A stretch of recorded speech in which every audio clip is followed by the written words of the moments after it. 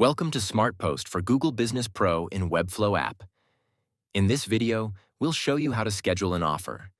To get started, enter the offer title. Make sure to fill up all the required fields before proceeding ahead.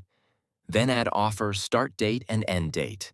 Then continue with adding start time and end time of the offer. Now enter the description of the offer. Next, optionally, you can upload a single media file, either an image or a video, to visually represent your offer. Proceed by adding the voucher code, if applicable, followed by the redeem link of the offer. Finally, add any applicable terms and conditions within the 1,000-character limits. And you're set to go. Simply click the Schedule Offer button.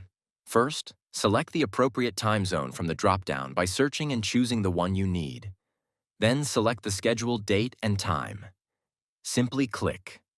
Confirm schedule and it's scheduled successfully.